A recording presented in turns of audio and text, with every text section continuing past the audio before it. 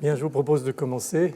Bienvenue, merci encore aux héros et héroïnes qui bravent les grèves pour venir au Collège de France. C'est vrai que ça commence à être un tout petit peu difficile de garder de la cohérence, en particulier pour les programmes d'enseignement en ce moment. Alors, dans cette leçon aujourd'hui et le séminaire qui va suivre, on va parler de maladies infectieuses émergentes. Je vais surfer sur les maladies infectieuses émergentes dans mon deuxième cours la semaine dernière. Mais là, on va rentrer un petit peu dans les détails. Ce que je vais essayer de faire, c'est de vous donner quelque chose une réflexion générale sur disons, le principe de l'émergence, ses racines et puis les inconnus qu'on a encore dans ce domaine. D'où mon titre d'ailleurs, où j'ai un peu paraphrasé Charles Nicholl en parlant au fond de revisiter le destin des maladies infectieuses, puisque c'était le titre de son livre et de ses leçons au collège. Donc je vais faire quelque chose de relativement global, si on peut dire, et puis Louis Lambrecht, que je vous présenterai tout à l'heure, rentrera sur des sujets plus spécifiques, mais vraiment dans la mécanistique de l'émergence, en particulier dans le contexte des écosystèmes vectoriels et des arboviroses. Vous verrez que c'est des sujets qui sont tout à fait passionnants. Donc, infection émergente, le destin des maladies infectieuses revisitées. Vous avez vu probablement cette diapositive jusqu'à la nausée qui pointe sur un certain nombre d'infections émergentes au fil de ces dernières décennies, mais pour montrer que le phénomène est véritablement global. On pense parfois que l'infection émergente, c'est quelque chose dans les pays bas revenus, l'Afrique pour ne pas la nommer. Non, les maladies émergentes, ça émerge partout et on va voir un peu pourquoi et éventuellement, dans la mesure du possible, comment. En fait, éventuellement pour les jeunes étudiants, pour refaire un petit peu d'historique, mais vraiment en une ou deux diapositives, on l'a dit plusieurs fois, je l'ai redit ces dernières semaines, il y a eu véritablement un âge d'or, non pas des maladies infectieuses, mais du contrôle des maladies infectieuses, en particulier le XXe siècle et à partir du milieu du XXe siècle, l'accumulation des découvertes d'antibiotiques, de vaccins, la mise en place de toutes ces procédures de prévention et de traitement à l'échelle, en tout cas, des pays riches initialement, et puis peu à peu au niveau des pays moins dotés sur le plan financier. Donc on a vu finalement les maladies infectieuses diminuer dans leur impact, qui était absolument terrible et dramatique, en particulier au tournant du siècle. Et c'était à tel point qu'en 1953, Sir Macfarlane Burnet, qui est un grand scientifique australien, Macfarlane Burnet, c'est l'homme qui avait, au fond, mis au point la culture du virus de la grippe sur l'œuf embryonnaire, qui a permis en particulier de développer le vaccin contre la grippe. Et puis c'est l'homme qui, sur le plan de l'immunité, c'était un microbiologiste qui est devenu immunologiste. C'était un microbiologiste de l'ancienne école qui devenait immunologiste à un moment de leur carrière. Et l'homme qui a vraiment expérimenté, mais théorisé tout ce qui concerne la tolérance immunitaire, et en particulier la reconnaissance du non-self et la non-reconnaissance du self. Tout ça, c'est Burnet, ce qui lui a valu le prix Nobel, je crois, en 1960. Donc Burnet est considéré comme un homme à la fois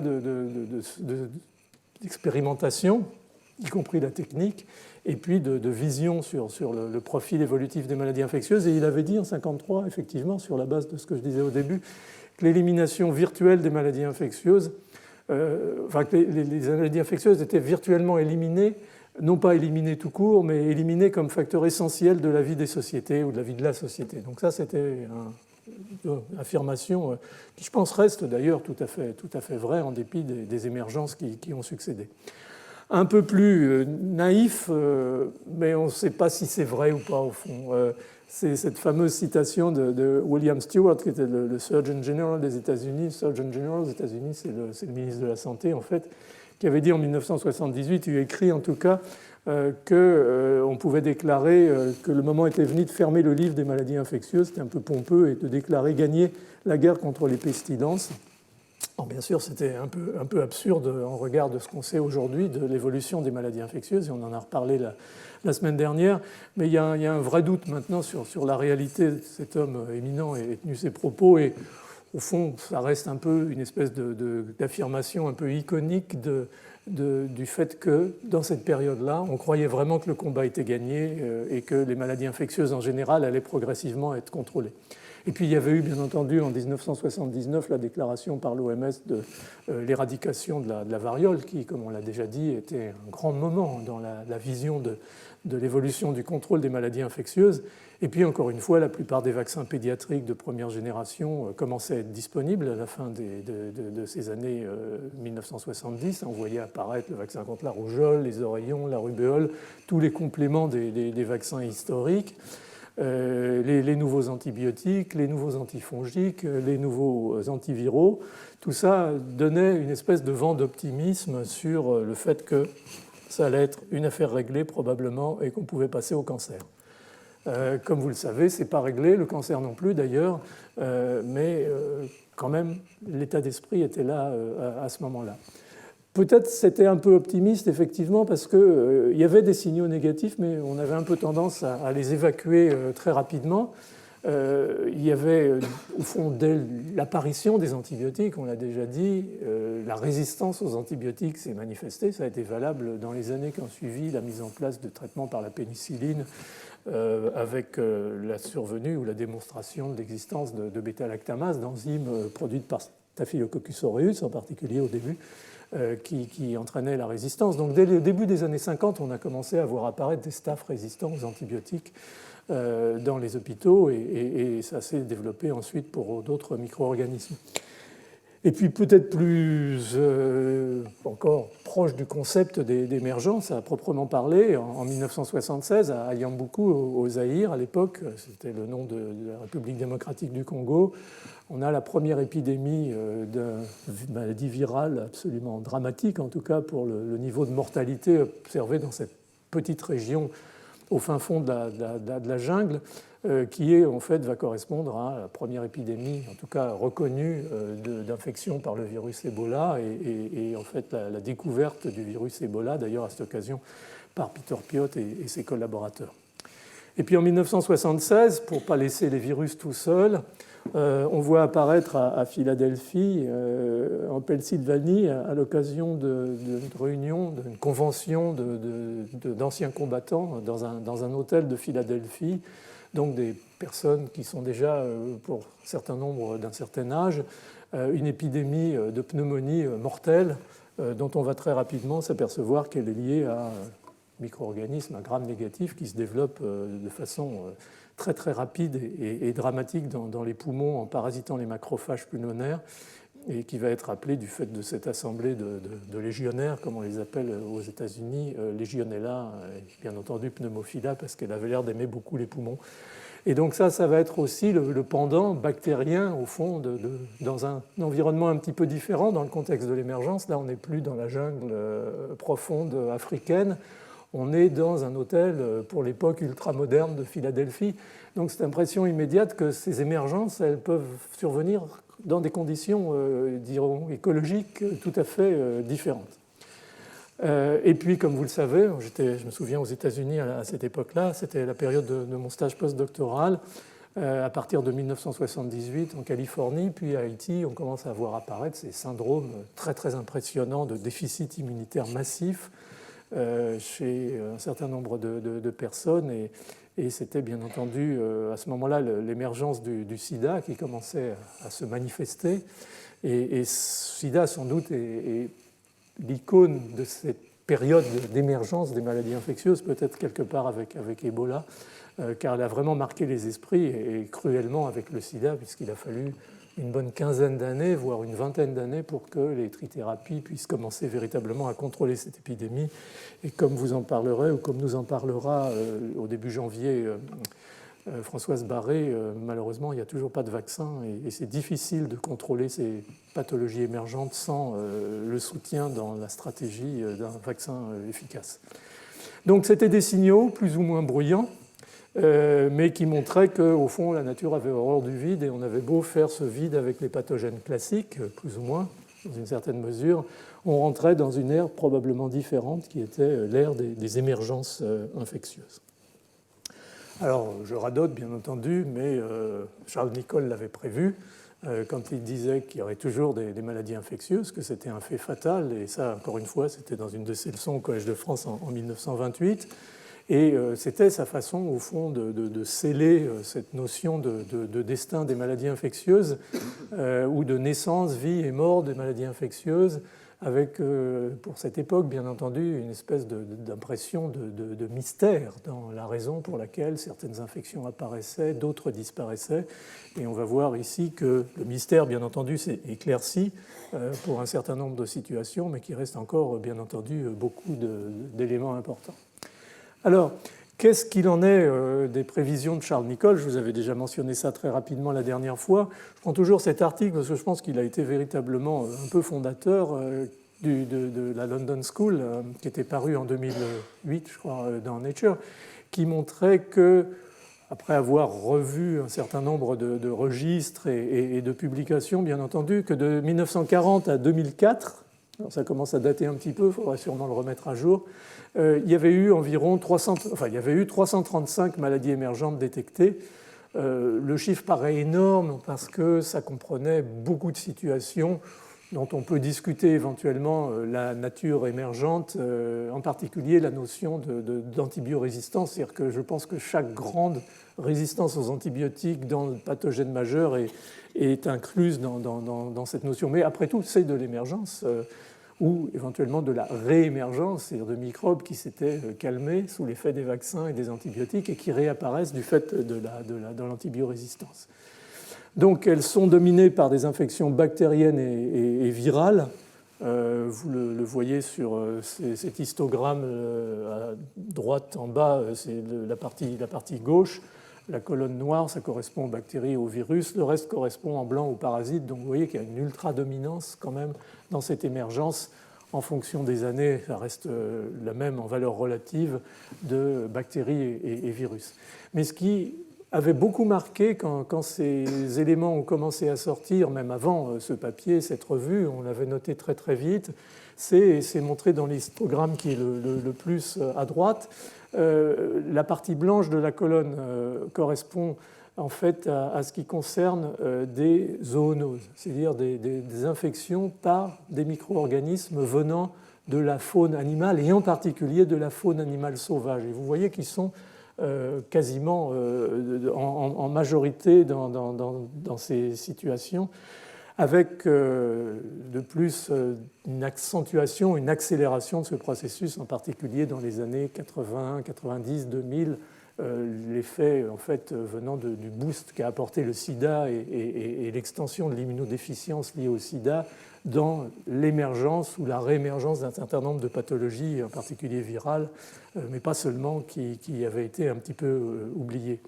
Donc cette notion de zoonose dominante dans la survenue de l'émergence infectieuse est devenue un thème tout à fait important et un petit peu fondateur dans tout ça, avec ce fameux concept de One World, One Health, un monde, une santé, c'est-à-dire le fait, et cette nouvelle vision, on en a parlé la semaine dernière, de l'interface hôte-microbe vue au sens le plus large, incluant bien entendu le monde humain, Homo sapiens, et le monde animal à la fois domestique et sauvage, et ça reste un élément crucial dans la réflexion.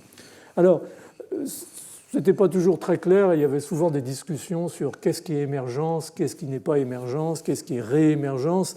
Donc si on prend la définition qu'avait essayé de lui donner Stephen Morse en 1995, c'est-à-dire quand on a commencé vraiment à disons, théoriser sur ces maladies infectieuses émergentes, c'est qu'on définit comme émergentes des infections nouvellement apparues dans la population ou des maladies ayant déjà existé, mais se présentant soudain avec un profil d'accroissement rapide, d'incidence ou d'extension géographique. Donc une notion d'émergence, et puis éventuellement localisée, et puis une notion de micro-organisme qui était plutôt contrôlé, plus ou moins bien reconnu jusqu'à présent, et qui d'un seul coup se développe. C'était un peu ce que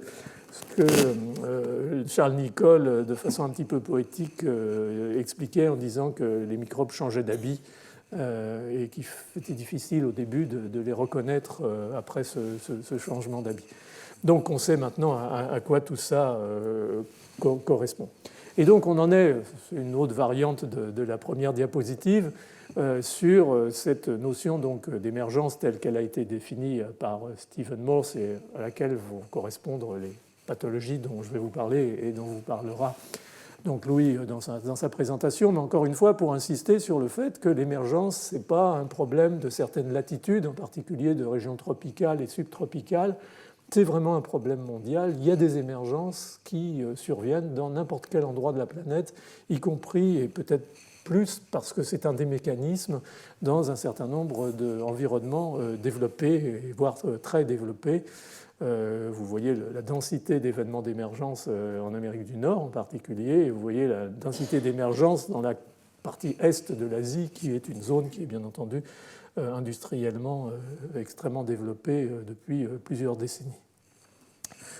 Alors, la question qu'on se pose toujours, c'est est-ce qu'on est en phase d'événements nouveaux ou est-ce qu'au fond, il y a toujours eu des émergences, simplement on y prêtait moins d'attention, d'abord parce qu'on ne connaissait pas la microbiologie avant le 19e siècle, et puis au fond, on ne rapportait pas nécessairement avec la précision actuelle les événements. Et effectivement, on peut se poser cette question dans la mesure où, tout d'abord, il est évident que l'espèce humaine a toujours été une espèce parasitée, parasitée au sens très large, par des bactéries, par des virus, par des parasites. Et on en a la trace maintenant, faisant de l'ADN ancien, sur des momies égyptiennes de la haute époque, sur des sépultures de peste, de malades morts de la peste au Moyen-Âge, et ainsi de suite.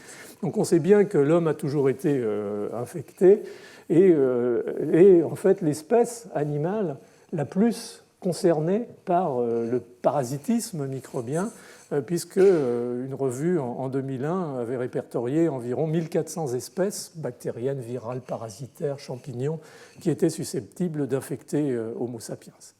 Alors quand on commence à regarder ça sous cette grille de lecture des émergences, on voit qu'on établit au fond qu'il y a probablement eu une première rupture dans l'émergence infectieuse, qui a été celle de la période néolithique, c'est-à-dire environ 50 à 75 000 ans avant Jésus-Christ, qui correspond au début du développement socio-économique. C'est-à-dire c'est le moment où les chasseurs, cueilleurs, pêcheurs commencent à se regrouper en petites communautés humaines, en villages. Ça correspond au début de l'agriculture et de la domestication de certaines espèces animales. Et tout ça va créer des conditions, au fond, de saut d'espèces, probablement à cette époque, de micro-organismes, essentiellement de la faune animale sauvage avec laquelle les chasseurs étaient en contact, et des animaux en début de domestication.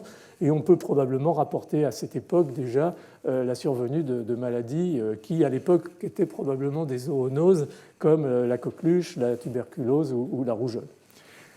Et puis il y a eu une deuxième rupture qui est survenue en gros probablement autour du 1er siècle avant Jésus-Christ, qui est en fait la jonction du continent européen et du continent asiatique, avec le début des grands échanges commerciaux, des caravanes, et au fond la jonction entre l'Empire romain, ou ce qu'il était en train de devenir, et l'Empire chinois. C'est ce qu'on appelle habituellement, disons, l'unification microbienne de l'Eurasie. Au moins l'Eurasie aurait été unifiée pour une fois.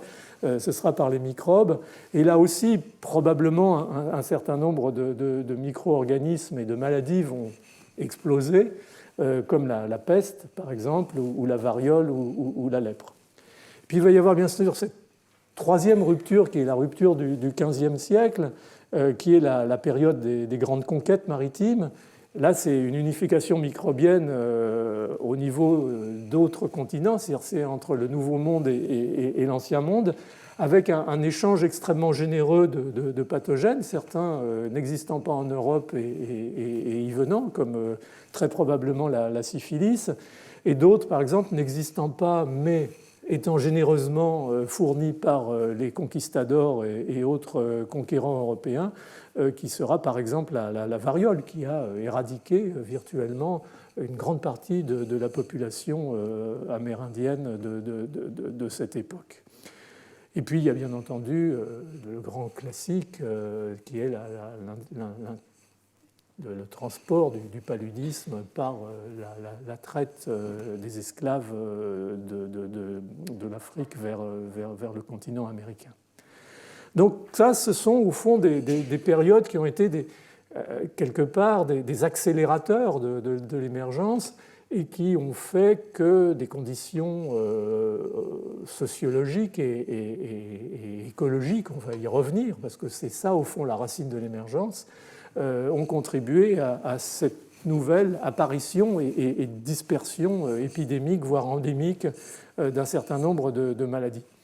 Et donc, au fond, ce qu'on peut dire à l'heure actuelle, c'est ce qu'on voit, cette 335 maladies émergentes depuis 1940, c'est au fond des processus similaires. Simplement, on a clairement une accélération de ces processus. Pour une raison simple, c'est que, par définition, on est un petit peu centré sur nous-mêmes, sur notre espèce, sur Homo sapiens. Et Homo sapiens, dans toute cette période de l'histoire, a continué, si je puis dire, à proliférer. Donc sa population est d'autant plus grande et d'autant plus exposée. Et donc, au fond, on va reprendre ce mot que j'ai repris déjà plusieurs fois dans mes précédentes leçons, qui est le mot d'anthropocène, dire que les maladies infectieuses émergentes sont beaucoup, au fond, une conséquence de l'empreinte croissante de l'homme sur la nature, sur les écosystèmes, on va y revenir bien sûr, et donc on est en train de voir aujourd'hui, au fond, simplement une accélération probablement de phénomènes qui existaient déjà, mais qui ont été sur une moindre échelle dans la mesure où l'empreinte humaine était beaucoup plus limitée et beaucoup plus dispersée sur la planète. Donc, je propose quand même cette grille de lecture de façon à comprendre un petit peu mieux et à prendre un petit peu de recul et de perspective sur les événements d'émergence. Alors j'aime bien cette diapositive parce que devant les débuts de tous ces phénomènes émergents, Ebola en Afrique, le sida qui avait frappé très fort initialement, en particulier en Californie et à Haïti, et d'autres infections comme la légionellose, mais là c'était plutôt une prise en considération des événements essentiellement d'origine virale. L'Académie des sciences des États-Unis a demandé, je pense dans début des années 90, à quelqu'un que j'ai déjà mentionné, pour qui j'ai une immense admiration, qui est Josh Lederberg, qui est vraiment un penseur des maladies infectieuses et de la dynamique de l'évolution des maladies infectieuses, alors que c'était un chercheur très fondamentaliste qui avait initialement, d'ailleurs il a eu le prix Nobel, découvert le transfert génétique chez les bactéries à la fin des années 40. Donc l'Académie des États-Unis, des sciences des États-Unis, a demandé à Josh Lederberg de comprendre ce qui se passait et de bâtir un schéma de ce que pouvaient représenter véritablement les maladies infectieuses émergentes et au fond la dynamique de leur transmission et de leur extension pour en tout cas un certain nombre d'entre elles. Et ce premier schéma, je pense que je l'aime parce qu'il est quasiment historique dans une certaine mesure, où Josh a essayé vraiment de coller tout ensemble les processus de transmission, les processus ou les environnements écologiques ou les modifications microbiennes qui amenaient à ces processus d'émergence, avec au fond pour la première fois un vrai focus sur deux éléments qui vont être très très importants pour comprendre la dynamique des émergences.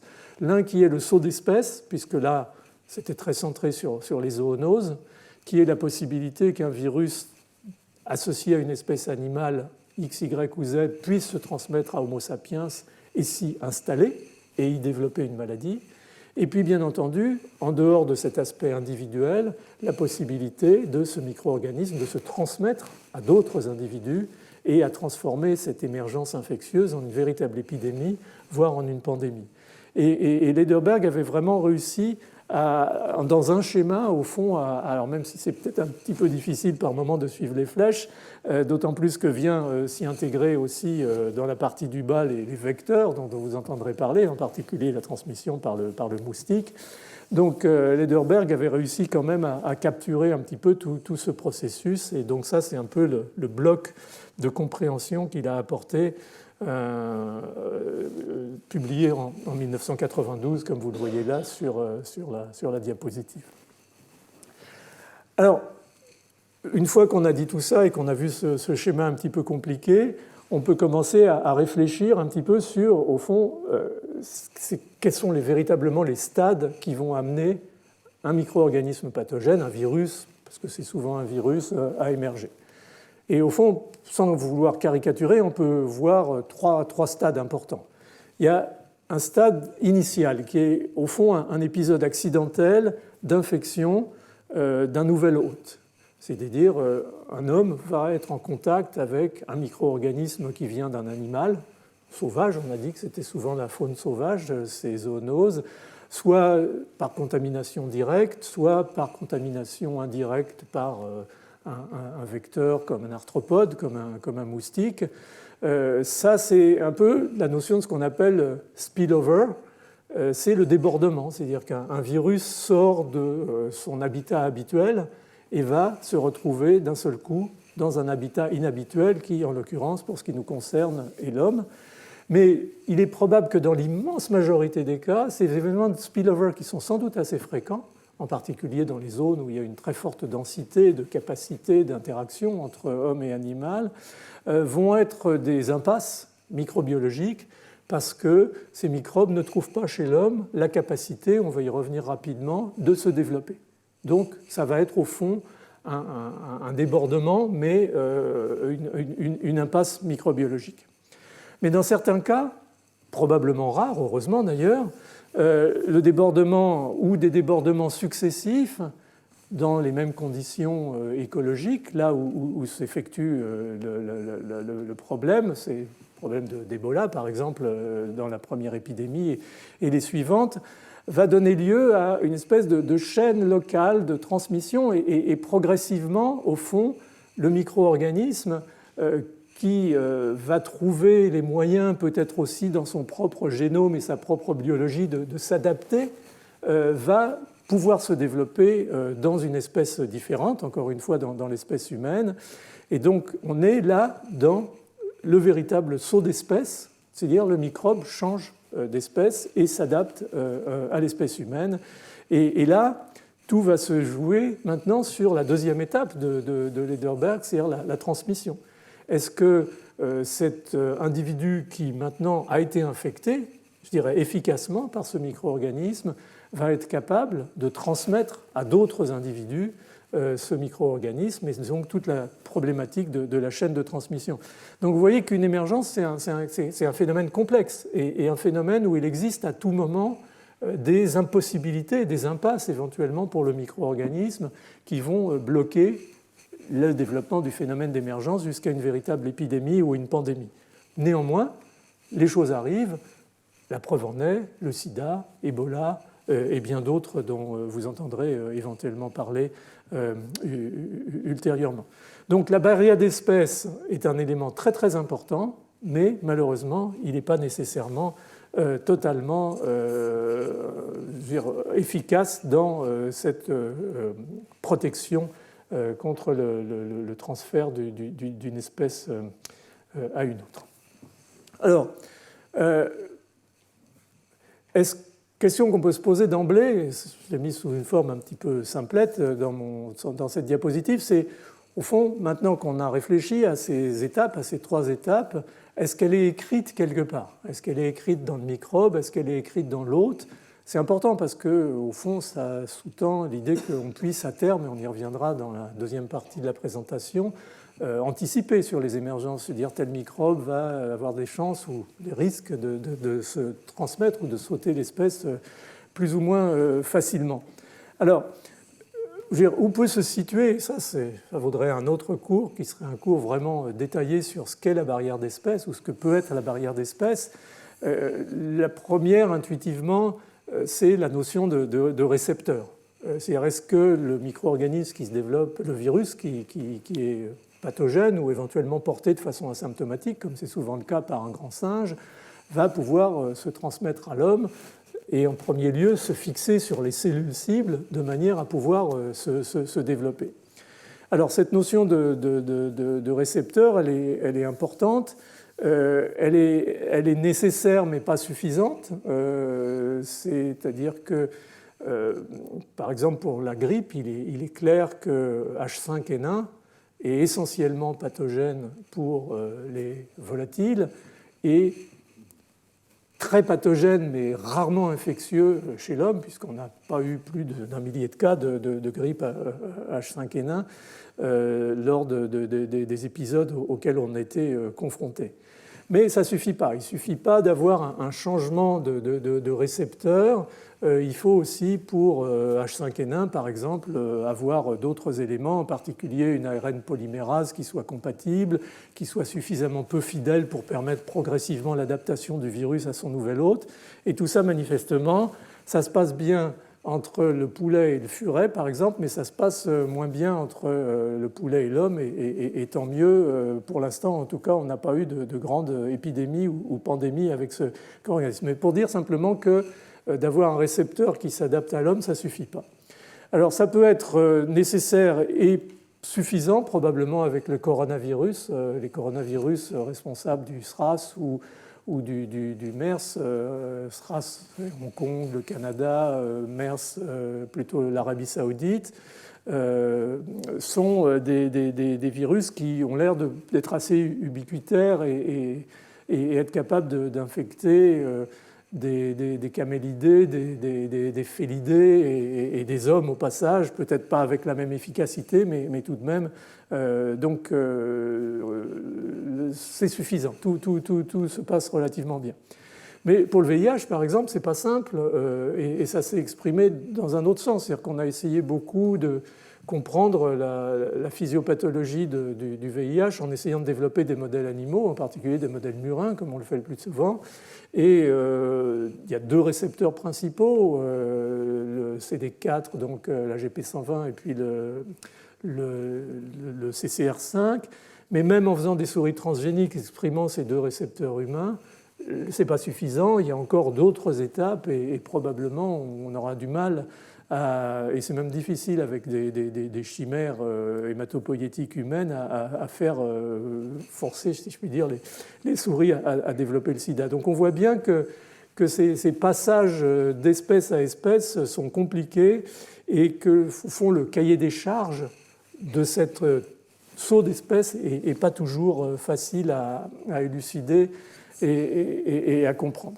Alors il y a d'autres éléments aussi. On peut penser par exemple que le VIH est passé chez l'homme parce qu'au fond il était adapté à une espèce de singe, de grand primate qui au fond est notre cousin germain et qui n'a pas eu besoin de sauter très loin pour pouvoir se développer chez l'homme. Ou bien justement ces coronavirus ont un trajet complexe, je dirais, avant d'arriver chez l'homme. Ils passent par la chauve-souris, par la civette ou par les camélidés. Et donc, il y a probablement des phénomènes successifs d'adaptation qui leur permettent de se stabiliser et de passer peut-être plus facilement dans l'étape, pour tout ce qui nous concerne, ultime, qui est l'infection humaine. Donc, tout ça, au fond, ce sont des phénomènes qui sont passionnants sur le plan expérimental, qui sont essentiels si on veut éventuellement anticiper. On reviendra sur, au fond, la surveillance dans les zones à risque de ces clades viraux et d'essayer d'anticiper leur possible passage chez l'homme et implantation chez l'homme. Pour l'instant, c'est extrêmement difficile, mais tout ça est sous-tendu, au fond, aussi par la compréhension de la physiopathologie ou de la physiologie de ce que représente la barrière d'espèces. Et puis, il y a la problématique de la transmission, la transmissibilité, qui est essentielle, bien entendu, pour le succès de l'épidémie. Ça, c'est la deuxième case dans le schéma de Lederberg. Et donc, c'est un domaine qui, là aussi, est relativement peu compris. Bien sûr, on connaît la notion de vecteurs, de compétences vectorielles, on en reparlera sûrement avec Louis, mais il y a quand même des notions qui nous échappent un petit peu encore dans la transmissibilité. Quelle est la relation entre transmissibilité et virulence? Tout ça est très mal connu et souvent difficile à modéliser au laboratoire pour essayer de comprendre ce qui se passe exactement si on fait des mutations dans un virus ou dans une bactérie. Généralement, les altérations dans la virulence vont être telles qu'on va gêner bien sûr la transmissibilité, mais sans très bien le savoir, parce que si elle est moins virulente, elle va mal se développer chez l'autre individu. Donc tout ça est très très compliqué et nécessite encore une vraie réflexion et la mise au point de modèles expérimentaux adaptés, ce qui n'est pas toujours le cas. Il y a un autre aspect, pour faire un peu écolo, si je puis dire, qui est, au fond, dans quel contexte écologique survient l'émergence infectieuse. Et au fond, les réponses sont assez opposées, si je puis dire, dans la mesure où il y a à la fois un rôle de la biodiversité et un rôle de la réduction de la biodiversité dans la facilitation de développement des pathologies émergentes. Je m'explique. Quand on trace, et ça a été fait par Morand en particulier ici en France, un graphe qui va prendre en abscisse la richesse en espèces de mammifères et d'oiseaux d'un écosystème donné. Donc ça prend en compte les émergences interanimales aussi, et le nombre de maladies infectieuses.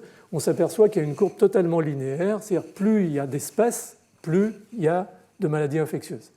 Mais bon, est-ce que ça veut véritablement dire que ce sont des émergences ou est-ce qu'on est en train de faire la constatation que plus il y a d'animaux, plus il y a de maladies infectieuses, ce qui n'est pas nécessairement une surprise. Mais néanmoins, on a l'impression que certaines infections, certaines émergences, par exemple, en Afrique surviennent dans un environnement où effectivement la biodiversité est extrêmement riche à la fois en termes de faune et de flore. Mais il y a aussi la problématique, on y reviendra avec un ou deux exemples, de la perte de biodiversité qui est, semble-t-il, c'est plus facile à appréhender une cause d'émergence infectieuse. Pour deux raisons, au fond.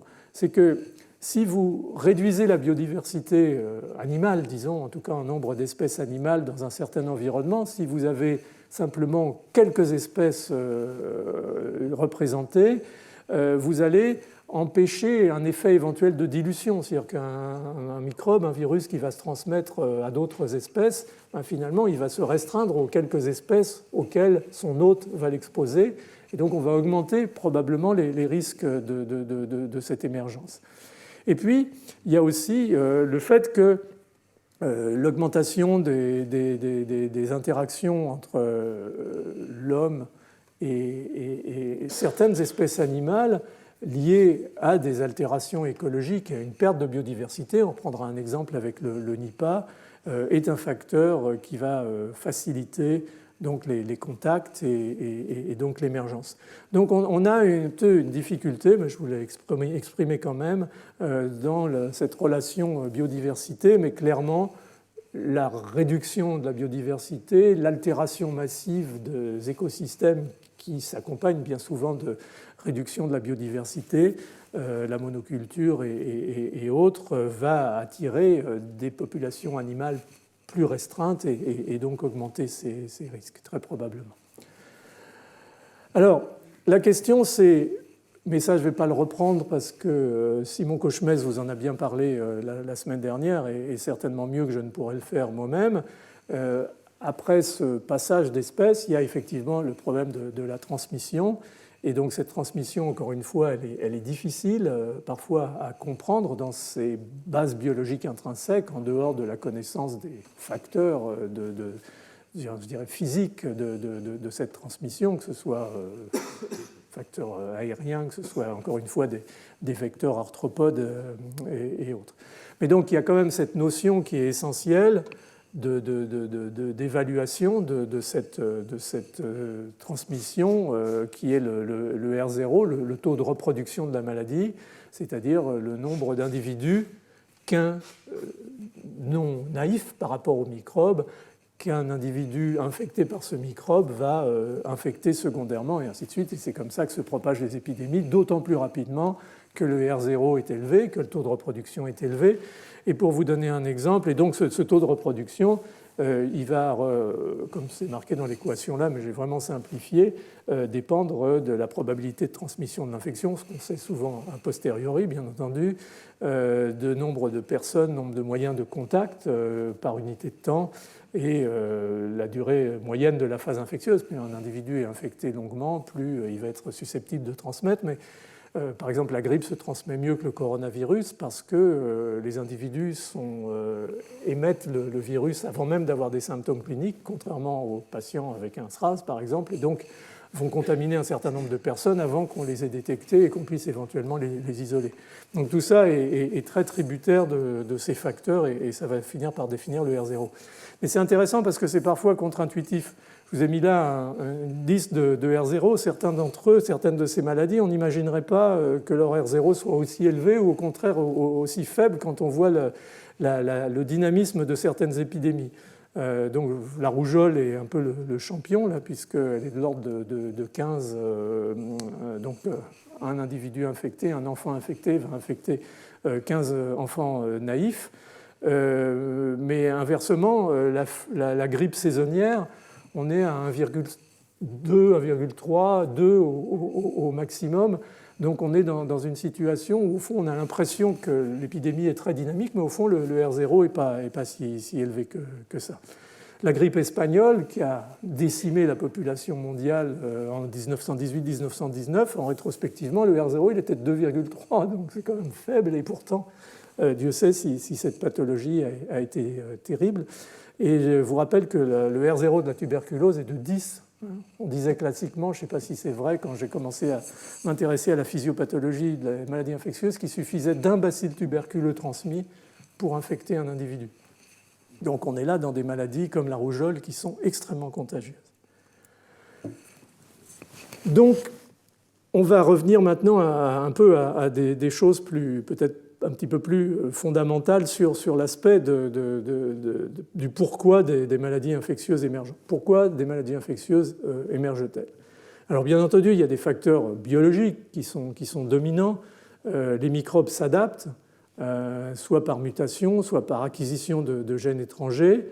Vous savez à quel point, par exemple, dans les virus à ARN, le manque de fidélité de l'ARN polymérase fait que ces virus varient très très rapidement. C'est clair pour le virus du sida en particulier, où on fabrique en permanence quasiment ce qu'on appelle des quasi-espèces qui vont échapper éventuellement au système immunitaire et en général se donner des capacités d'adaptation à un nouvel hôte. Il y a l'hôte lui-même, la sensibilité humaine à l'agent infectieux, la génétique et de plus en plus les notions bien entendu d'impact environnemental, les comportements humains, on l'a vu bien entendu pour la transmission du sida, et puis on en reparlera avec Louis bien sûr, les vecteurs et la compétence, c'est-à-dire la capacité qu'ont certains vecteurs arthropodes en particulier à transmettre un virus aux individus. Il y a les facteurs humains, sociaux, économiques, politiques, on en a déjà parlé pour ces émergences. Il y a bien sûr les voyages internationaux, le commerce, le développement économique et l'occupation des terres, donc les changements écologiques, l'altération des écosystèmes, la pauvreté, les inégalités sociales, en particulier le problème de l'éducation, les guerres, l'insécurité alimentaire, la mauvaise gouvernance. On a vu à quel point par des erreurs stratégiques en Afrique du Sud, en empêchant la population de recevoir le traitement. L'Afrique du Sud est maintenant en face d'un désastre sur le plan de pourcentage de la population qui est infectée par le virus VIH. Donc la gouvernance, l'exemple donné par les gouvernants dans ces périodes d'émergence infectieuse est extrêmement importante pour le contrôle de ces maladies. Et puis il y a des facteurs physiques, on y reviendra, le climat, les conditions météorologiques. C'est très difficile encore, on a fait allusion avec Simon la semaine dernière, Simon Cochemez, est-ce qu'on peut comme ça clairement dire le réchauffement climatique est responsable de l'émergence ou renforce l'émergence des maladies infectieuses?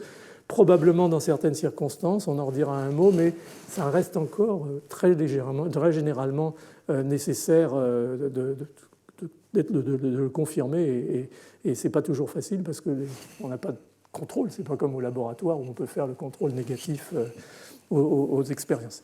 Et puis Charles Nichols, s'il avait été là aujourd'hui, vous aurait dit qu'il y a aussi ce qu'il appelait le génie des maladies infectieuses, c'est-à-dire qu'il y a plein de choses qu'on ne sait pas. Et on voudrait bien savoir parce que peut-être on pourrait un petit peu mieux contrôler tout ça. Juste 2 points importants quand même, surtout pour la partie transmission. Au fond, il y a sûrement eu beaucoup d'épisodes d'émergence dans des tas de coins de la planète qui nous ont totalement échappé parce qu'ils ne sont pas transmis, ils ne sont pas allés plus loin que la petite zone. Et c'était le cas, on pourrait presque le dire, de premier épisode d'Ebola qui aurait pu passer totalement inaperçu s'il n'y avait pas eu quand même un nombre de morts relativement important. Mais ça restait quand même quelque chose de limité et qui ne s'est pas étendu largement parce que cette population était très restreinte dans une zone de forêt forestière où elle avait peu de contact avec l'extérieur. Mais vous voyez bien sur cette diapositive qui matérialise en vert fluorescent le nombre de vols aériens quotidiens sur la planète, qu'il n'existe pas un endroit de la planète qui soit protégé contre, au fond, la livraison à domicile d'un virus par une personne qui aurait embarqué au démarrage de sa maladie quelque part sur la planète. Ça a été le cas du SRAS entre Hong Kong et Toronto, par exemple. Donc en quelques heures, un virus peut sauter d'un continent à un autre continent.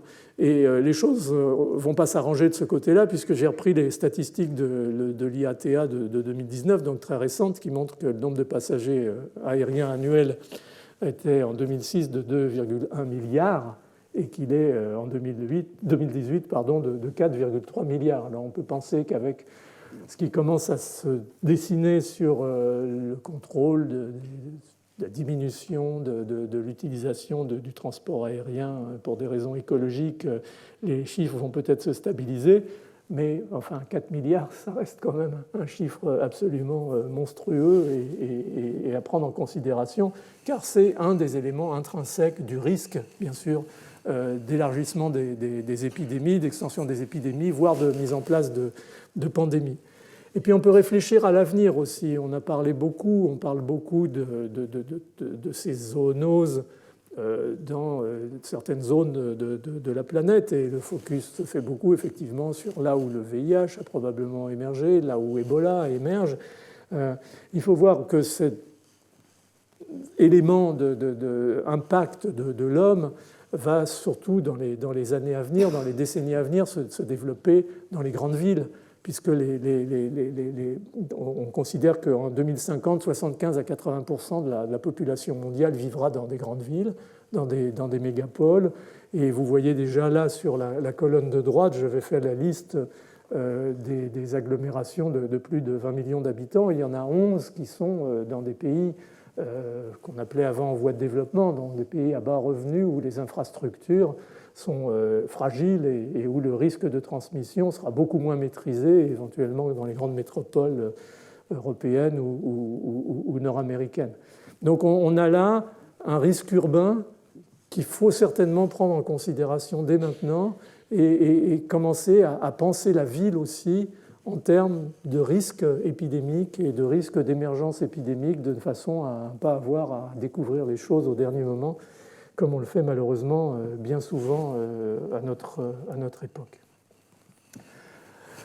Alors, le changement climatique et l'émergence des infections, j'avais dit que j'en dirais un mot. D'abord pour dire que le réchauffement climatique est une réalité qui n'est plus besoin maintenant de confirmer. Il suffit de regarder la courbe de droite et les perspectives que ça nous donne. Et bon, au fond, c'est un petit peu difficile sur les processus infectieux classiques de dire, voilà, le réchauffement climatique va aider au développement de maladies infectieuses, en particulier émergentes.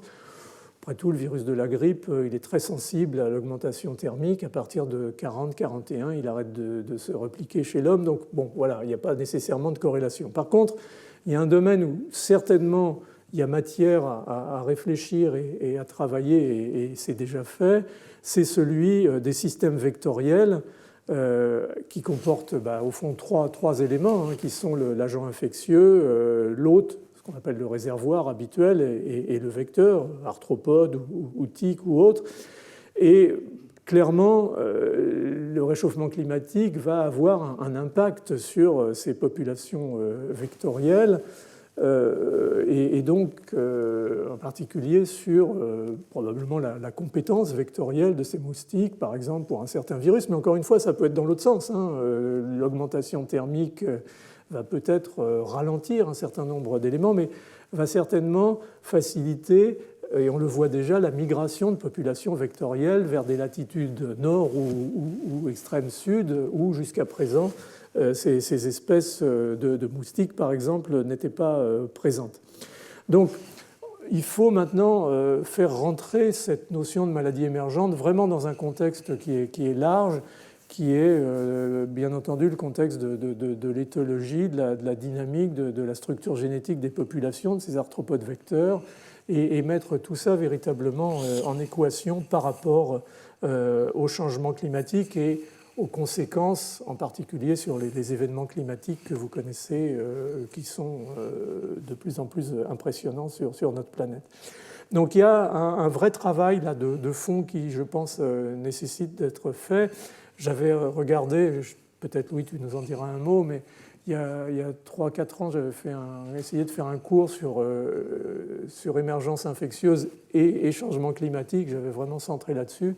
Et en dehors de belles modélisations, soit plutôt mathématiques, soit plutôt d'extrapolation biologique, je n'avais pas été trop complètement convaincu par les résultats, mais ce n'est pas pour ça qu'il faut ne pas le prendre en considération. Il faut absolument travailler là-dessus, c'est essentiel. Alors, ce que j'ai déjà dit, au fond, en montrant cette map monde avec les spots d'émergence infectieuse qui couvrent l'ensemble de la planète, c'est que les risques d'émergence infectieuse, ils sont partagés au niveau de la planète.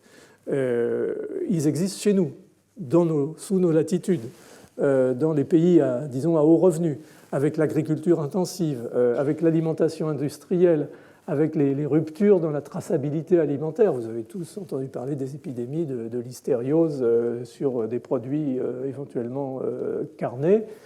Les architectures complexes à risque, on a parlé de l'air conditionné dans les grands hôtels qui avait été la cause de l'épidémie de légionellose, la première grande épidémie de légionellose.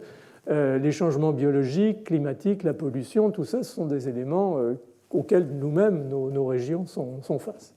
Et puis, c'est aussi bien entendu le problème des pays à bas revenus, même si on a souvent l'impression que c'est surtout là que ça se situe. La concentration des populations dans les mégapoles, on vient d'en parler, et c'est un peu le futur, je pense, de ces émergences infectieuses, problématique de limitation de l'hygiène, la pollution de l'air urbain, je ne sais pas si je l'ai déjà mentionné, mais les microparticules, et ce n'est pas uniquement la pollution urbaine extérieure, c'est aussi la pollution intérieure, la pollution domestique, et en particulier, par exemple, en Afrique, le chauffage au bois des maisons, est la première cause de pneumonie de l'enfant du fait de l'inhalation de microparticules dues à la combustion du bois. Donc il y a beaucoup d'éléments qui relient bien entendu pauvreté et maladies infectieuses et qui ne sont pas toujours là où on les attendrait. Il y a l'invasion des zones forestières, bien entendu, il faut manger. Donc on va s'aventurer, en particulier dans certaines zones de l'Afrique ou du sud-est asiatique, dans des zones où on va rencontrer éventuellement des réservoirs animaux ou des vecteurs de pathogènes animaux qu'on ne rencontrerait pas si on vivrait ou restait dans son propre écosystème. Donc tout ça, ce sont des éléments qui sont caractéristiques de certaines zones, mais on voit par exemple en Afrique, avec le développement, heureusement, qui s'installe dans pas mal de pays, la mise en place d'une chaîne alimentaire, par exemple, industrielle, qui n'est pas encore toujours parfaitement maîtrisée et qui commence à être la cause, là aussi, d'infections, comme chez nous, d'origine alimentaire par mauvaise maîtrise, y compris parfois de la chaîne du froid, bien entendu. Et puis, des systèmes de santé précaires, la gouvernance, la défaillance, tout ça, ça a été en particulier la source ou la racine de cette épidémie d'Ebola qui a sévi en 2014-2015 dans l'Ouest africain. Donc nous, on a nos propres problèmes, je dirais, en termes d'émergence dans nos régions. Là, j'ai pris comme exemple, c'était une revue qu'on avait faite en 2011 avec des collègues, sur l'ennemi chez nous ou à l'intérieur de nous-mêmes, qui était cette épidémie d'Escherichia coli entéro-hémorragique qui avait sévi dans le nord de l'Allemagne initialement, puis dans plusieurs pays européens, y compris la France, hein, et qui était liée fort probablement à l'utilisation non contrôlée de graines qui étaient importées d'Égypte, où le lisier utilisé contient aussi des éléments de fesses de bovins et humaines. Et donc ces graines au fait, contenaient ce micro-organisme, même si le lien épidémiologique n'a jamais été totalement établi. Il semble probablement que... Donc la chaîne alimentaire et le contrôle et la traçabilité des aliments est quelque chose d'essentiel auquel nous, on est particulièrement sensible, parce qu'une grosse partie de notre alimentation, bien entendu, vient de ces filières. Et ce n'est probablement pas nécessairement une bonne chose, comme vous le savez, y compris sur le plan nutritionnel. Il y a aussi, par exemple, les tiques. On a vu dans les années 70 les forêts de l'ouest européen s'étioler avec les pluies acides. Heureusement, tout ça a été contrôlé assez rapidement, en une bonne dizaine d'années, et la forêt s'est redéployée en Europe, mais redéployée avec, bien entendu, les conditions écologiques actuelles de l'Europe de l'Ouest, c'est morcelée. Et on voit se développer de plus en plus les populations de cervidés et les tiques qui vont avec. Et ces tiques sont des vraies petites bombes à retardement. Certains d'entre eux portent des bactéries, hein, mais aussi comme Borrelia burgdorferi, excusez-moi, la maladie de Lyme, mais aussi des virus, en particulier de l'encéphalite à tique, qui a démarré dans les régions de Russie, Ukraine, et qui continue à se déployer actuellement en Europe de l'Ouest, et qui se calque un petit peu justement sur ces circuits forestiers qui sont au fond les zones d'habitat de ces cervidés et des tiques. Et donc tout ça, c'est des choses qui sont au fond des menaces. Vous entendez parler beaucoup de la maladie de Lyme, mais ce n'est pas uniquement la maladie de Lyme pour nos régions. Et puis, peut-être on en reparlera, peut-être pas pour la France néanmoins, mais la France est sous un régime qui, à terme, pourrait correspondre au redéploiement de la dengue, qui avait disparu dans les années 20-30. Il y a eu une épidémie de dengue à Marseille, je crois, en 1920, avec 3000 morts. On ne se rend pas compte ce que c'était le poids des maladies infectieuses à cette époque-là. Ce n'était pas quelques décès, c'était des centaines de morts parfois. Et donc, ce qu'on a vu se redéployer récemment, enfin ces dernières années, c'est ce fameux moustique Aedes albopictus, là, ce moustique tigre, qui initialement, il y a encore une dizaine ou quinzaine d'années, était restreint à la frontière, toute la zone frontalière entre la France et l'Italie, et venant bien entendu de zones plus au sud, et qui en quelques années, en une dizaine d'années, a recouvert absolument toute la France, y compris l'Alsace. Et non, donc maintenant, la France est sous ce régime de présence de ce moustique. Et on a vu en 2015 à Nîmes, enfin dans la banlieue nîmoise, une épidémie, quelques cas, il y a eu 7 cas en tout, de dengue autochtone. Le sujet index était bien entendu de retour d'une zone d'endémie, il revenait de Polynésie et c'était un dengue, un sérotype 1, mais ce sont les moustiques locaux qui ont transporté le virus à d'autres personnes. Et donc, il n'y a pas de raison dans ces conditions-là qu'on ne voit pas progressivement se développer. Alors ça, c'est intéressant parce que la question, au fond, c'est est-ce que c'est un accident ? Et puis on n'en reparlera plus. Ou est-ce qu'il y a véritablement des signaux ? Et on sait bien que ce n'est pas bon de négliger les signaux, qu'il faut faire quelque chose. Et quand on regarde un petit peu la littérature en dehors des aspects microbiologiques, on s'aperçoit des signaux d'alarme, en particulier des gens, des spécialistes d'hygiène et d'urbanisme, sur le fait que nos villes, même dans le sud, de la France ne sont pas véritablement équipés pour la lutte antivectorielle de façon suffisamment efficace, en particulier au niveau domestique. Il n'y a pas une culture dans la population, je ne sais pas ce que tu en penses, Louis, sur le contrôle des moustiques, des larves. On a tendance, comme tout le reste, à laisser ça au service public et à ne pas prendre soin de son propre environnement. Et j'ai peur que la France puisse justement, de fait de cette un peu de négligence de prise en compte par la population elle-même de ces problèmes, soit un petit peu menacée par le retour de ce type de maladies infectieuses. Alors l'autre exemple, pour revenir sur l'aspect plus des maladies émergentes dans les pays plutôt à bas revenus, je trouve que ça c'est un cas d'école, c'est l'épidémie de virus Nipah en 1998-99 en Malaisie, dans le sud de la Malaisie. Le virus Nipah, c'est un paramyxovirus qui est très proche d'un virus Indra qui a donné aussi lieu à des émergences infectieuses, mais plutôt chez les chevaux en Australie il y a quelques années. Et donc on a vu apparaître dans cette période, en 1998, en Malaisie, une succession d'encéphalites mortelles chez l'homme, avec associé à cette encéphalite des pneumonies. Et il s'est avéré très rapidement que les patients, en fait, qui mouraient avec une fréquence très élevée, étaient pour l'essentiel des personnes qui travaillaient dans les usines d'abattage et d'équarrissage de porcs. Donc ça donnait déjà une idée sur l'origine éventuellement de l'infection et le réservoir infectieux qui semblait correspondre au porc. Il y a eu une épidémie en 1999 à Singapour. Donc les choses commençaient à donner l'impression tout doucement qu'elles allaient se développer. Et comme dans beaucoup de cas, on l'a vu avec la fièvre afteuse ou avec les maladies à prions, par exemple au Royaume-Uni, ça s'est soldé par un abattage massif d'animaux, de porcs. Plus d'1 million de porcs ont été abattus en quelques semaines, ce qui est épouvantable sur le plan de ces pauvres animaux, mais c'est aussi une diminution, une rupture majeure dans la chaîne alimentaire pour ces populations. Donc quelque chose de tout à fait nouveau en termes de ce virus qui n'était vraiment pas encore jusqu'à présent apparu chez l'homme, donc une émergence typique. Et d'ailleurs, les chercheurs de l'Université de Malaisie à Kuala Lumpur ont été très très efficaces. Ils ont très rapidement isolé, identifié ce paramyxovirus. C'était le travail de Paul Choi et ont pu donner l'alarme.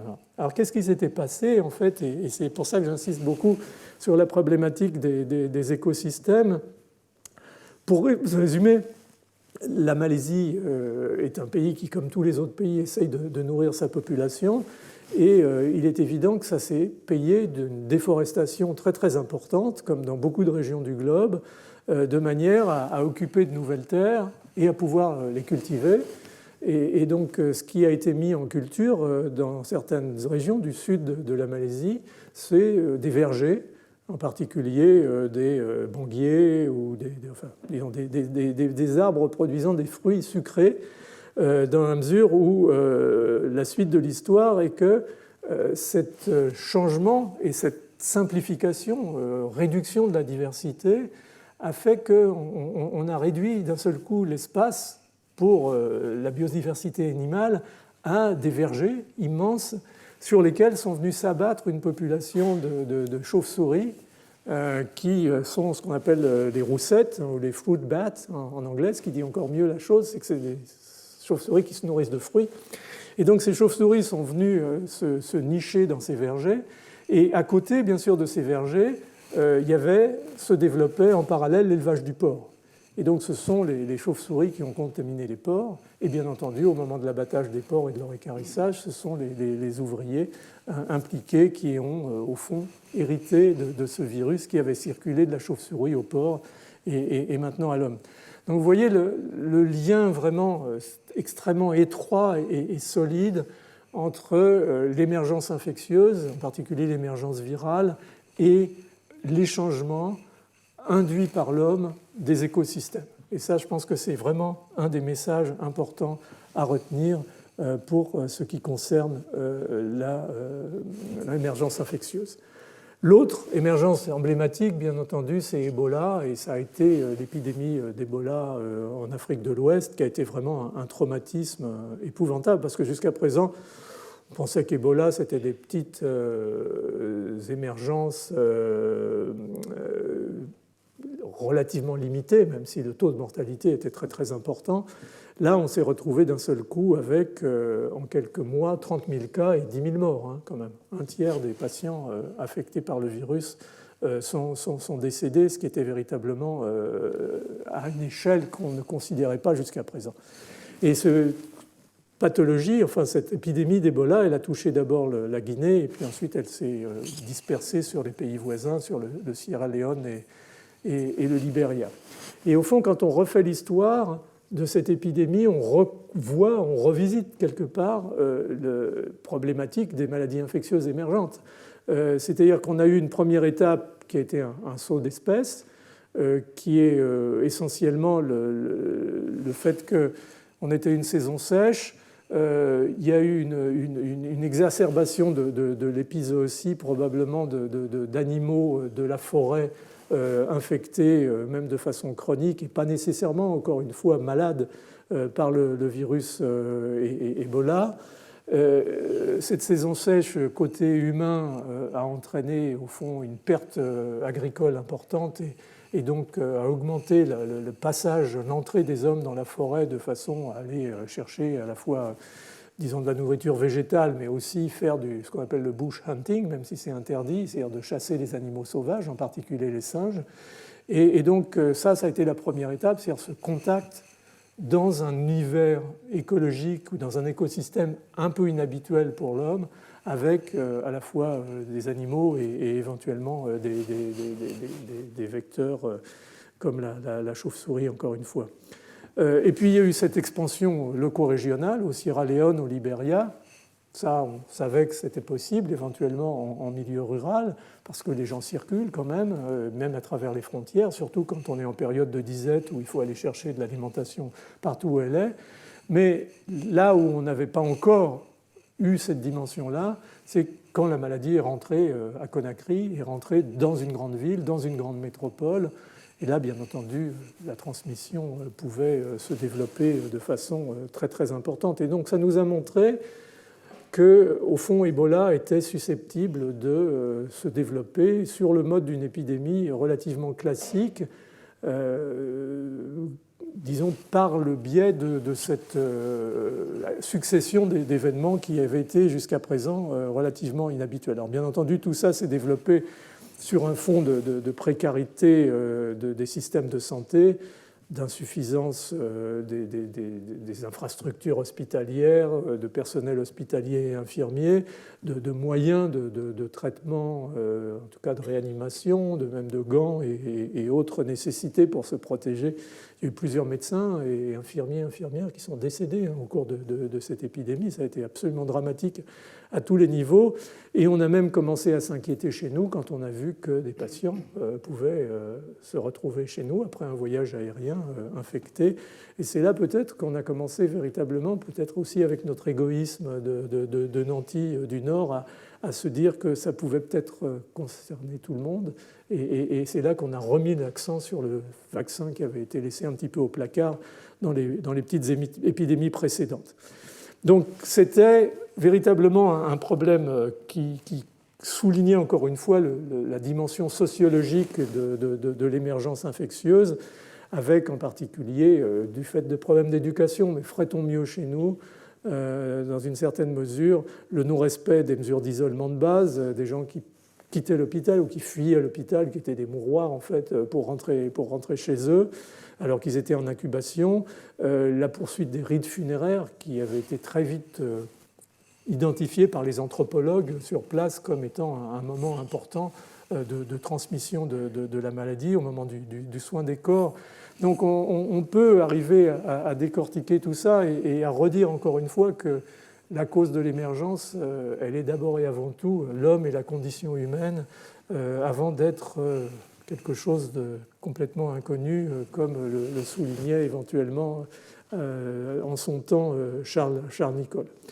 Et donc, s'il y a un message à donner, c'est que la science fondamentale, la science biologique, la microbiologie, l'immunologie, tout ça c'est très bien, la thérapeutique, le développement des vaccins, mais ce que ces maladies nous ont appris, c'est qu'il fallait absolument introduire, à la fois dans la recherche et bien entendu dans les interventions, une vraie dimension anthropologique et sociologique, de manière à comprendre ce qui se passe, à comprendre les comportements, car dans des maladies émergentes où a priori vous n'avez pas de traitement sinon symptomatique, il n'y a pas encore de médicaments éventuellement, il n'y a pas de vaccin, la seule façon de résoudre le problème, c'est d'intervenir sur les comportements humains et donc de façon, je dirais, humanisée, contrairement aux quarantaines des siècles précédents, pouvoir faire des isolements réfléchis, savoir l'importance qu'il y a à monter très très vite des zones d'isolement médicalisées, former les personnels, expliquer aux gens, en tout cas aux leaders d'opinion dans les villages, qu'il faut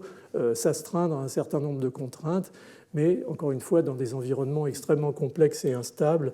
Et au fond, on a beaucoup appris de cette épidémie d'Ebola, une fois de plus, sur le côté comportement humain et rôle dans tout ça. Alors, pour terminer, quelques questions un petit peu provocatives et j'irai assez vite. Néanmoins, c'est quand même, au fond, peut-être le plus important, dans la mesure où, est-ce qu'on peut anticiper une émergence infectieuse ? Et on a vu ces dernières années, à coups de millions, voire de milliards de dollars, se développer, à juste titre, bien entendu, des systèmes de surveillance globale au niveau de la planète, de veille, en particulier dans ce qu'on appelle les hotspots, c'est-à-dire des zones identifiées où contacts humains, animaux par exemple, peuvent être facilement générateurs de zoonoses, la mise au point donc, de nouvelles méthodes de diagnostic, l'évaluation du potentiel épidémique de ces événements de spillover, de saut d'espèces. Vous avez vu les progrès, en écoutant Simon Kouchmez la semaine dernière, des progrès de l'analyse et de la modélisation mathématique de la dynamique initiale des épidémies, de façon à pouvoir pour proposer des éléments décisionnels aux responsables de santé publique. Donc tout ça, ce sont des espèces de toiles qui s'est mise en place à l'échelle globale de la planète pour essayer au fond, détecter, voire anticiper des événements d'émergence infectieuse. Et puis, il y a bien entendu la prise en charge d'une émergence. Vous avez bien compris, sur les quelques exemples que j'ai pris, que ce n'est pas une infection ou des infections comme les autres. Il y a encore une fois cette dimension humaine, cette nécessité de diagnostic ultra rapide et de transfert de l'information, la nécessité, si possible, d'avoir un vaccin. On va y revenir et on y reviendra quand je vous ferai la leçon sur les vaccins. La place des thérapeutiques, l'éthique des études cliniques. Il y a beaucoup de problèmes, on pourra en reparler éventuellement sur la façon de se comporter dans ce type d'épidémie sur le terrain, à la fois avec les patients, les populations et les personnels médicaux, paramédicaux, voire scientifiques. C'est vraiment un problème global qui a sa dimension scientifique, médicale, mais aussi sa dimension humaine. En matière d'anticipation, nos collègues anglo-saxons, au fond, résument un peu la diapo de Josh Lederberg, ou le schéma de Josh Lederberg. Dans les pathogènes émergents, c'est le signe noir, c'est l'animal rare ou rarissime. Et la transmission, le développement de l'épidémie, c'est The Perfect Storm. Je ne sais pas si vous avez vu ce film avec George Clooney. Ce jour-là, cette semaine-là, toutes les conditions météorologiques étaient en place pour qu'il y ait la tempête parfaite, la plus violente tempête possible. Et au fond, il y a un peu de ça dans la maladie émergente. Il y a le microbe rare qui va réussir à passer d'une espèce à l'autre, en particulier dans l'espèce humaine, et puis une conjonction d'éléments, comme on l'a dit, écologiques, microbiologiques, immunologiques, humains, socio-anthropologiques, qui fait que tout ça va éventuellement, rarement heureusement, se mettre en phase et permettre le développement de l'épidémie, voire éventuellement de la pandémie. Alors, il y a eu beaucoup, et il y a encore beaucoup de tentatives et de mise en place de programmes. Vous avez la liste ici, certains pilotés par l'OMS, d'autres par d'autres organismes comme l'OIE, par des grands instituts européens, nord-américains, par des fondations, la Fondation Gates en particulier, le Wellcome Trust, pour mettre en place un grand réseau sous forme de différents programmes de veille et éventuellement de tentatives d'anticipation de l'émergence. Alors pour faire ça, il faut des outils, bien entendu. Alors les outils, ça peut être la PCR multiplex avec des amorces, j'allais dire primers, des amorces qui sont caractéristiques des grands taxa viraux qu'on peut attendre en règle générale. Mais enfin, c'est un petit peu l'histoire de l'alcoolique qui cherche la clé sous le lampadaire parce qu'il y a de la lumière. La clé, elle est peut-être dans l'ombre sous la voiture ou quelque part ailleurs. Et donc là, on ne fait que trouver ce qu'au fond, on s'est biaisé à chercher. Il y a de plus en plus de ce qu'on appelle des microarrays, soit acide nucléique, soit type ELISA ou immunologique, où on a des centaines et des centaines excusez-moi, je dis primer, ou d'anticorps qui vont reconnaître une vaste diversité de taxa viraux en particulier, en espérant que même si on a un virus un petit peu inhabituel, émergent, il va appartenir suffisamment à une famille déjà existante pour qu'on ait un petit signal. Et puis de plus en plus, je pense qu'on en entendra parler, on utilise maintenant le séquençage à haut débit, le séquençage profond, le séquençage de nouvelle génération, en prenant des échantillons, soit chez des animaux, réservoirs, éventuellement suspects de pouvoir transmettre tel ou tel micro-organisme, ou chez des vecteurs, chez les moustiques par exemple, et on séquence, on analyse les données, on fait des contigues, on reconstruit éventuellement des taxaviraux, voire des taxaviraux avec des mutations qui pourraient faire envisager que tel ou tel virus va être plus facilement porté et éventuellement transmis à des autres. Donc on a tout un arsenal maintenant de méthodes relativement classiques à des méthodes très avancées qui permet d'offrir des possibilités de surveillance. Et il y a eu plusieurs études qui ont été faites, en particulier l'étude PREDICT, qui c'était essentiellement coordonné par le NIH et le CDC aux États-Unis. C'était un peu Stephen Morse, encore une fois, qui était le cerveau dans cette affaire, qui ont monté sur diverses zones de la planète que vous voyez, disons des stations de surveillance ciblées en fait sur, encore une fois, ce qu'on appelle des hotspots, c'est-à-dire des zones à risque éventuellement de transmission, en particulier de transmission virale.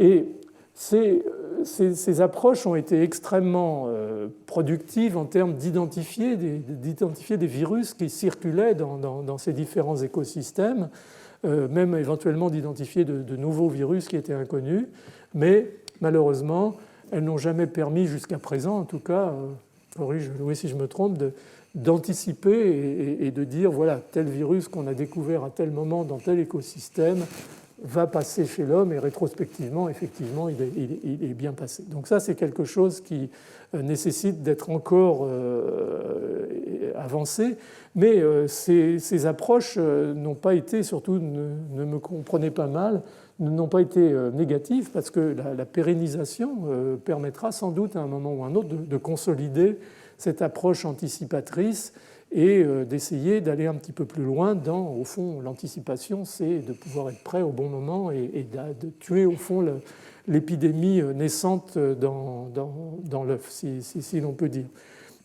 Il y a quand même eu, en dehors de cette, finalement, difficulté d'anticiper véritablement, l'identification très rapide de nouveaux virus, en particulier, il y a eu en Afrique une épidémie, en Afrique centrale, une épidémie d'encéphalite brutale et dramatique, dans lequel les auteurs ont identifié dans les jours qui ont suivi un rhabdovirus, c'est-à-dire un virus proche du virus de la rage, qui était absolument inconnu jusqu'à présent, en tout cas comme passage dans l'espèce humaine, mais ça a été a posteriori. On n'avait pas trouvé avant dans un environnement particulier qui aurait permis de dire tiens, celui-là, pour une raison ou pour une autre, risque de passer chez l'homme, et il y a d'autres exemples.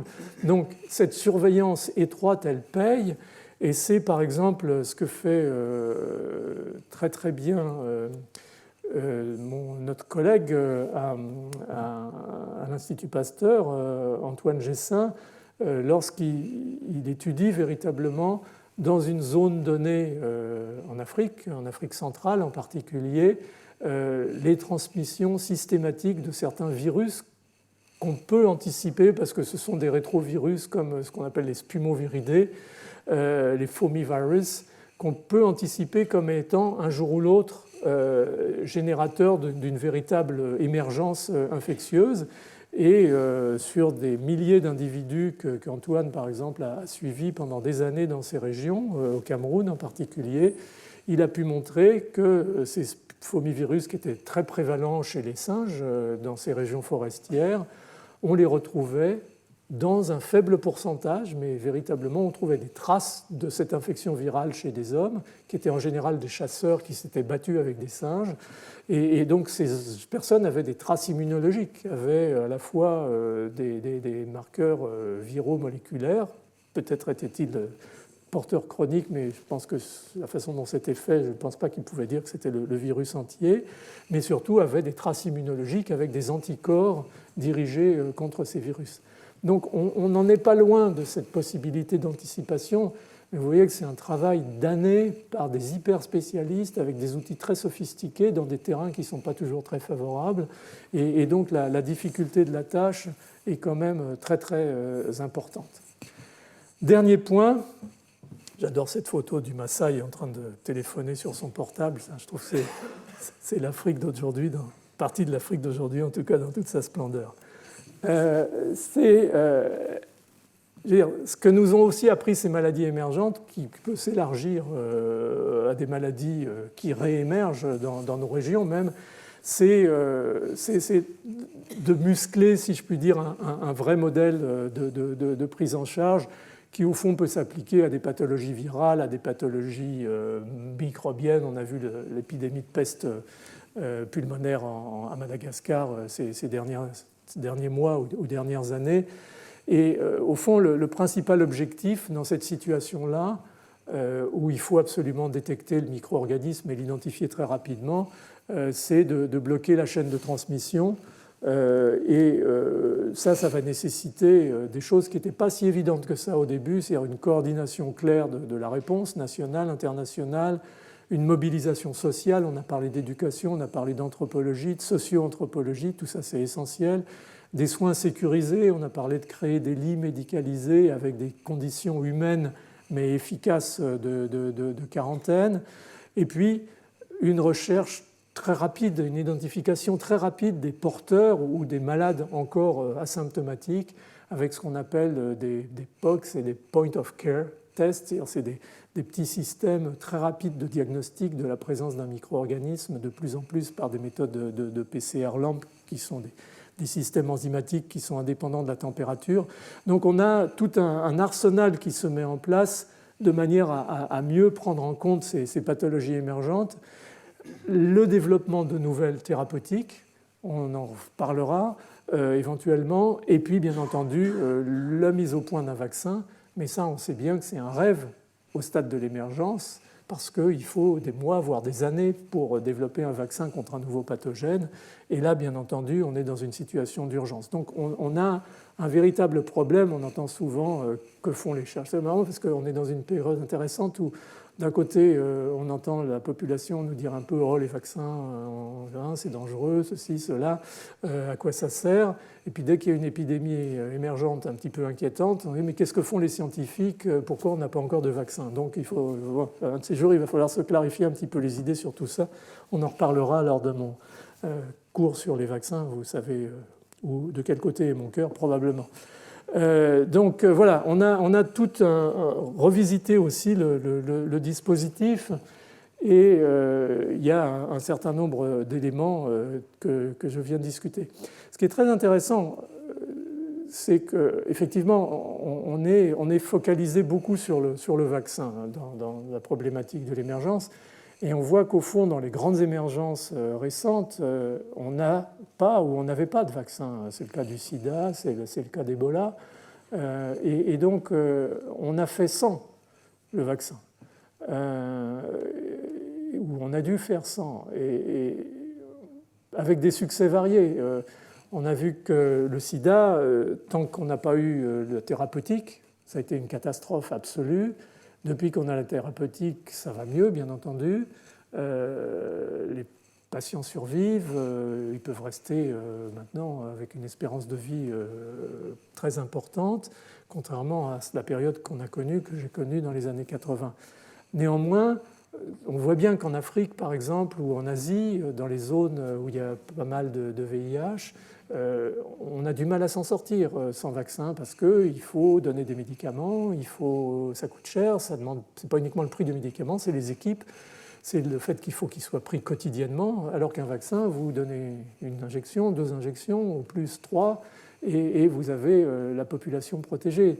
Donc on est dans une période très intéressante où on sait qu'il faut faire des progrès dans l'accélération de la mise au point de vaccins ou de sérothérapie, mais qu'en même temps, il va falloir ne pas les négliger, le rôle des chimiothérapies et des traitements antiviraux.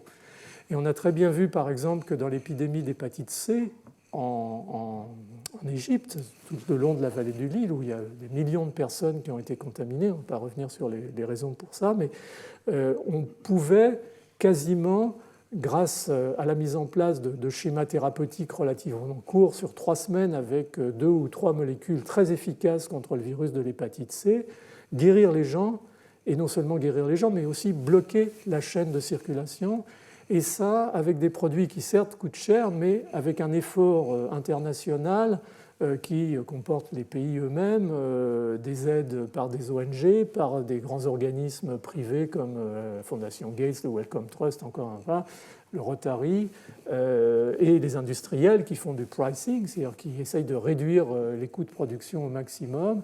On arrive à un traitement de l'ordre de $100 qui devient tout doucement compatible, s'il est efficace et curatif, avec le prix de vaccin qui augmente de plus en plus dans la mesure où le côté sophistiqué des vaccins actuels fait que leur prix a augmenté. Donc il ne faut pas voir la prise en charge des maladies émergentes uniquement sous l'angle de la priorité au vaccin. Il faut mettre une priorité au vaccin, mais on peut essayer, même parfois avec des traitements qui sont sans doute moins efficaces qu'on ne l'espérerait, si on n'arrive pas nécessairement à améliorer considérablement la situation à l'échelon individuel, en règle générale, ces molécules arrivent tout de même à faire baisser la virémie et à diminuer la transmission. Donc ce qu'on gagne peu au plan individuel, on peut le gagner largement au plan collectif. Donc il y a toute une nouvelle approche de ces émergences qui est née justement de la confrontation avec ces pathologies qui sont parfois dramatiques, qui nécessitent donc toute notre attention et nos efforts. Et au fond, au-delà du rêve d'anticiper, la réalité, elle est plutôt à l'heure actuelle de finalement contrôler le plus rapidement possible. Et pour contrôler le plus rapidement possible, il faut que les mesures de contrôle soient mises en route le plus rapidement possible. Donc il faut que le diagnostic soit le plus rapide possible.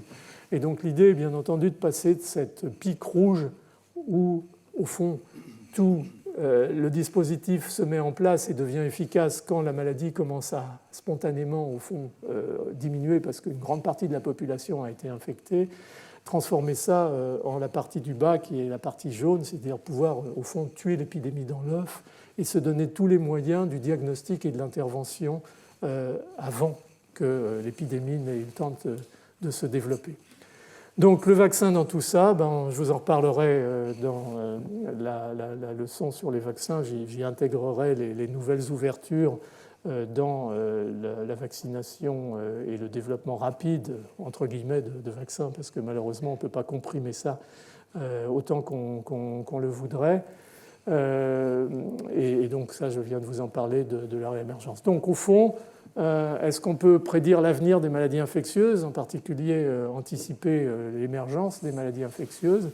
La réponse pour l'instant est non, mais comme je vous l'ai mis, ça n'empêche pas de continuer à essayer de le faire et à soutenir efficacement la recherche dans ce domaine qui est finalement, encore une fois, la chance, mais encore une fois, une recherche multidisciplinaire. Pas uniquement les sciences dures, comme on dit, mais les sciences humaines font aussi partie du schéma et c'est très très important.